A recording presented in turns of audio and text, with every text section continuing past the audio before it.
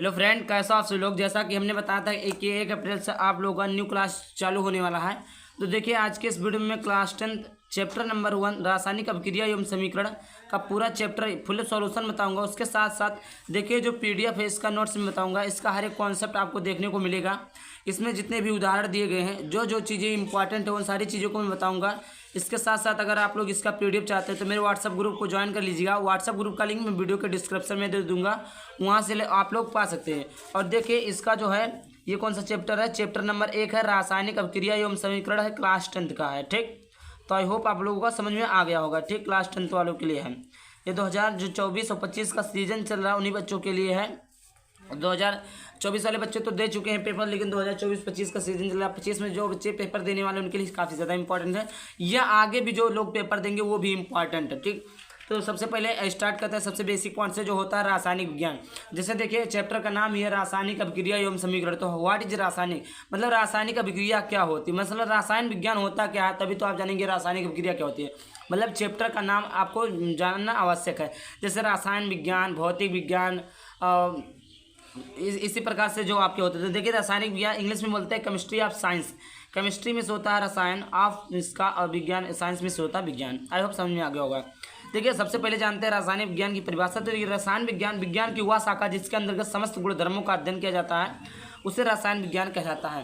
पहले बच्चों, रसायन विज्ञान तो आपको समझ में आ गया होगा। विज्ञान की वह शाखा, मतलब शाखा में क्या होता है, कोई जैसे देखिए पेड़ होता है, पेड़ में कई शाखाएं निकली होती है, वही शाखा होती है। मतलब ये एक किताब है, इसके अंदर बहुत सारी चीज़ों का ज्ञान होता है, बहुत सारी चीज़ों को हम पढ़ते हैं। तो इसके अंदर क्या है, एक शाखा है। किताब है कौन सा, रसायन विज्ञान। इसके अंदर कई सारी शाखाएं जिसमें हमें अलग अलग टॉपिक को पढ़ना है, उसी को बोलते हैं शाखा। जिसके अंतर्गत मिस होता है, अंतर्गत मिस होता है, उसके अंदर समस्त मिस होता है, पूरा गुणधर्म मिस होता है, उसके जो भी गुणधर्म है का अध्ययन। मतलब इस रसायन विज्ञान के अंदर जो भी चीज़ें दी हुई हैं, जो भी पॉइंट दी हुई हैं, उसके समस्त गुणधर्मों के बारे में अध्ययन करते हैं, वही हमारी रासायनिक विज्ञान कहलाता है। आगे बात करते हैं यहाँ पर। देखिए, रासायनिक अभिक्रिया। रासायनिक अभिक्रिया किसे कहते हैं, किसी पदार्थ में होने वाली रासायनिक परिवर्तन को रासायनिक अभिक्रिया कहलाती है। रासायनिक अभिक्रिया क्या है, जैसे हमने कोई भी पदार्थ को ले लिया, कोई भी तत्व को ले लिया, उसको जब हमने मिक्स किया तो वहाँ पर क्या होता है कि उसमें परिवर्तन हो जाता है। यानी क्या बोला, किसी भी पदार्थ में होने वाले रासायनिक परिवर्तन, मतलब उसमें किसी भी प्रकार का रासायनिक परिवर्तन हो जाता है, ये हमारा क्या होता है, रासायनिक अभिक्रिया होता है। जैसे हमने ले लिया नमक और पानी को, जब हम घोलते हैं तो हमारा क्या बनता है, सोडियम हाइड्रोक्साइड प्लस HCl यानी हाइड्रोक्लोरिक एसिड क्या बनता है। जैसे उदाहरण के तौर पे NaCl क्या होता है, एक नमक होता है, प्लस H2O यानी जल। और जब नमक का क्रिया करेंगे तो ये बनेगा हमारा NaOH प्लस HCl। अभी आप लोग करेंगे तो नहीं बनेगा, क्योंकि ये जो होती है प्रयोगशाला में ही बनाई जाएगी। अभी आप लोग लेंगे जल के साथ साथ जब नमक का प्रयोग करेंगे, जब दोनों का मिक्सर करेंगे तो नहीं बनेगा। इसको प्रयोगशाला में बनाएंगे तो ये बनेगा क्या, NaOH यानी सोडियम हाइड्रोक्साइड प्लस HCl, इसको बोलते हैं हाइड्रोक्लोरिक एसिड यानी हाइड्रोक्लोरिक अम्ल। आगे टॉपिक है आपका रासायनिक अभिक्रिया। रासायनिक अभिक्रिया निम्न कारणों से होती है। मतलब रासायनिक अभिक्रिया किन कारणों से होती है, अवस्था में परिवर्तन, रंग में परिवर्तन, अवक्षेप में परिवर्तन, ताप में परिवर्तन, गैस निकलने से। समझ, अवस्था परिवर्तन मतलब उसकी अवस्था बदल जाए, रंग बदल जाए, अवक्षेप हो जाए, या उसके ताप में, जैसे उसका ताप ज़्यादा डिग्री सेल्सियस से कम हो जाए, कम से ज़्यादा हो जाए तो उसके ताप में परिवर्तन, गैस कम से ज़्यादा तो इसके भी परिवर्तन निकलने से आपका क्या होता है, रासायनिक अभिक्रिया होती है। तो निम्न कारण से होती है। कौन से 5 कारणों को हमने बता दिया, अवस्था में परिवर्तन से, रंग में परिवर्तन से, अवक्षेप के बनने से, ताप के परिवर्तन से, गैस के निकलने से। आप लोगों को समझ में आ गया होगा। अब बात करते हैं अवस्था परिवर्तन से। सबसे पहला पॉइंट क्या है आप लोगों का, अवस्था परिवर्तन। अवस्था परिवर्तन के बारे में हम समझ लेते हैं डिटेल में। कुछ रासायनिक अभिक्रिया अवस्था में परिवर्तन द्वारा अभिलक्षित होती है। जैसे मोम को जलाया जाता है तो जल कार्बन डाइऑक्साइड गैस निकल जाता है। तो आप लोगों ने समझा, जैसे जब मोमबत्ती होती है, जब उसको हम क्या करते हैं, जलाते हैं। जब मोम को जलाया जाता है तो क्या होता है, कार्बन डाइऑक्साइड जो ब्लैक धुआं होता है वो निकल जाता है। उसके साथ साथ क्या, जो ब्लैक धुआं होता है वो क्या होता है, कार्बन डाइऑक्साइड CO2 होता है। CO2 क्या होता है, बाहर निकल जाता है। तो ये क्या हुआ, देखिए मोमबत्ती क्या था, ठोस था। मोमबत्ती क्या था, ऐसे था।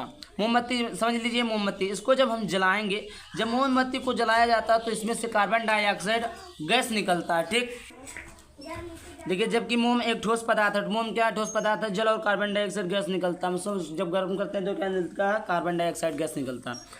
आगे देखते हैं रंग में परिवर्तन से। दूसरा है रंग परिवर्तन से। देखिए, रंग परिवर्तन क्या होता है, रासायनिक विक्रिया रंग में परिवर्तन द्वारा अभिलक्षित होती है। साइट्रिक अम्ल, केमेनोफोर, कि विलेन के साथ क्रिया करता है तो KMnO4 विलेन बैगनी गुलाबी जामुनी रंग में विलुप्त हो जाती है।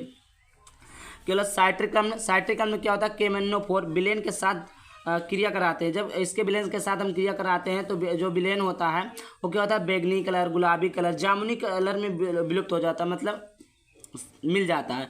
ठीक, तो ये क्या हमारा रंग में परिवर्तन। आगे आपका ताप में परिवर्तन से, ताप में परिवर्तन से कुछ रासायनिक अभिक्रियाएं ताप में परिवर्तन से अभिलक्षित होती है। जब बिना बुझा हुआ चूना क्या, कैल्शियम ऑक्साइड और H2O के साथ अभिक्रिया कराते हैं। H2O में से होता है जल, बुझा हुआ चूना बनता है। क्या बनता है, बुझा हुआ चूना बनता है। जैसे कैल्शियम ऑक्साइड यानी CaO प्लस H2O के साथ बनाएंगे तो CaOH का होल टाइस बनेगा।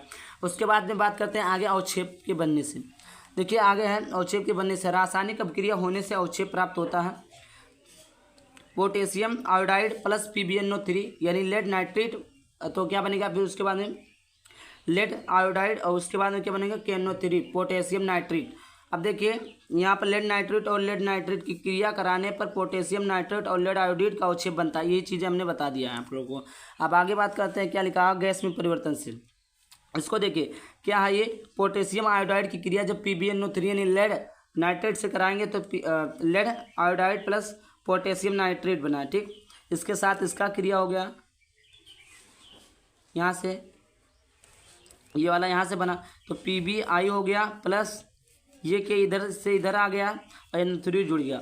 अब इसके बाद में आगे है गैस में परिवर्तन से। गैस में परिवर्तन से कुछ रासायनिक अभिक्रिया होने से गैस बनाते हैं। जैसे जिंक को H2SO4 अम्ल के साथ क्रिया कराने पर, यानी H2SO4 भी होता है हाइड्रोक्लोरिक एसिड पर क्या निकलता है, गैस निकलता है। जिंक को अगर हम H2SO4 अम्ल के साथ क्रिया करा दे तो हमारा क्या निकलता है, गैस निकलेगा। इसको जब क्रिया कराएंगे तो क्या बनेगा, zinc sulphate plus H2O gas बाहर निकल जाएगा। ठीक, आगे बात करते हैं।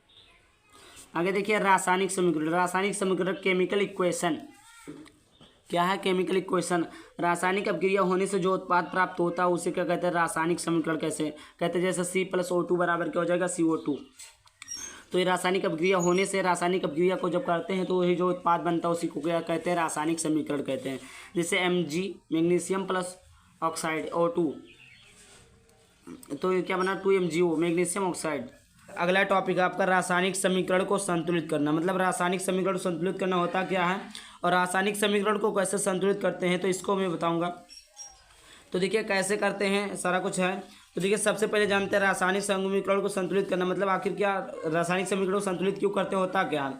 तो ऐसे रासायनिक समीकरण जिसके दोनों पक्षों मतलब होता है बाईं और दाईं दोनों तरफ में प्रत्येक तत्वों की परमाणु की संख्या बराबर। परमाणु कौन से होता है, जैसे H2 हो गया तो इसका परमाणु कितना है, 2 हो गया। ठीक, N2 हो गया ना, तो इसका परमाणु कितना 2 है। तो इसी प्रकार ये क्या होता है, ये परमाणु होता है। तो बाईं और दाईं दोनों ओर में प्रत्येक तत्वों के परमाणु की संख्या बराबर होती है, उसे क्या कहते हैं, संतुलित रासायनिक समीकरण कहलाता है। अब देखिए यहाँ पर जैसे हमने लिया है Fe प्लस H2O, तो ये क्या बना है Fe3O4 प्लस H2O। तो इसको हम कैसे संतुलित करेंगे, तो देखिए यहाँ पर सबसे पहले तत्व को लिखेंगे, कौन कौन सा तत्व इसमें है। तो कौन सा तत्व है, Fe है, Fe को लिख लेंगे। उसके बाद में कौन सा तत्व है, H है, तो हाइड्रोजन मतलब हाइड्रोजन को लिख लेंगे। उसके बाद में क्या है, ऑक्सीजन है, ऑक्सीजन को लिख लेंगे। ठीक, अब यहाँ पर देखिए आप लोगों को, यहाँ पर देखिए अभिकारक में जो परमाणु है Fe के साथ कितना है, कुछ नहीं, तो मतलब इसके आगे 1 है, तो इसका परमाणु कितना है, 1। H2 का कितना, H का कितना है, 2 है। ऑक्सीजन का कितना है, ऑक्सीजन का 1 है। और उत्पाद में कितना है, Fe का 3 है, हाइड्रोजन का 2 है, ऑक्सीजन का कितना है, 4 है। अब देखिए यहाँ पर देखिए Fe 1 है, यहाँ पर 3 है, H 2 है, ऑक्सीजन 1 है, 4 है। तो ये संतुलित नहीं है, इसको कैसे संतुलित करेंगे। तो देखिए यहाँ पर कितना है, 3 है, तो कितने से गुणा कर दे, किसमें भी 3 हो जाए तो 3 से गुणा करेंगे तो ये कितना हो जाएगा, 3 हो जाएगा। अभिकारक भी 3 और उत्पाद भी 3। यहाँ पर उत्पाद में 4 है, कितने से गुणा कर दे कि अभिकारक भी 4 हो जाए, तो 4 से गुणा करेंगे तो अभिकारक भी 4 और उत्पाद भी 4। अब यहाँ पर देखिए हमने क्या किया, अभिकारक में ऑक्सीजन के साथ 4 से गुणा किया है, तो अभिकारक कौन सा है, ये है। ऑक्सीजन इधर है तो यहाँ पर नहीं लगाएंगे, यहाँ पर लगाएंगे 4 से गुणा किया। उसके बाद में किसमें, अभिकारक में हमने किस पर गुणा किया है, अब Fe पे 3 से गुणा किया, तो Fe पे 3 से गुणा किया। अब देखिए यहाँ पर Fe कितना है, 3, Fe कितना है, 3 और उसके बाद में देखिए 4 दूनी 8 हाइड्रोजन, यहाँ पर कितना 2 ही हाइड्रोजन है। इसको कैसे करेंगे, तो देखिए यहाँ पर 2, देखिए यहाँ पर इसके साथ ही पूरा जुड़ता है, ये 4 दूनी 8 हाइड्रोजन, ये 4 ऑक्सीजन, 4 और 4 8 ऑक्सीजन हो गया। तो 4 और 4 8 ऑक्सीजन, मतलब क्या बैलेंस नहीं है, क्या संतुलित नहीं है, तो केवल क्या संतुलित नहीं है, हाइड्रोजन का परमाणु संतुलित नहीं है। तो देखिए यहाँ पर कितना हाइड्रोजन है, 4 दूनी 8 हाइड्रोजन है। यहाँ पर अगर हम 2 से गुणा कर दें तो इधर कितना हो जाएगा, 2 दूनी 4 हाइड्रोजन, 4 हाइड्रोजन, और 2 से इधर गुणा कर दें, कितना है यहाँ से इधर अगर हम 4 से गुणा कर दें, कितने से गुणा करते हैं, 4 से। क्यों 4 से हमने गुणा किया, क्योंकि 4 दूना 8 हाइड्रोजन है, अभिकारक में कितना 8 हाइड्रोजन है। तो अभिकारक में अगर हम 4 से गुणा कर दें तो 4 दूना 8 हाइड्रोजन हो जाएगा। और उत्पाद में कितना है, 2 हाइड्रोजन है, तो इसमें भी हम 4 से गुणा कर देंगे। तो 4 दूना 8 हाइड्रोजन और 4 से इधर गुणा कर देंगे, तो ये कितना हो गया, 4 दूना 8 हाइड्रोजन। इसी प्रकार आप लोग इसका क्या करेंगे, इसका आप एक बॉक्स बनाएंगे, इसका भी ऐसे बॉक्स बनाएंगे आप लोग।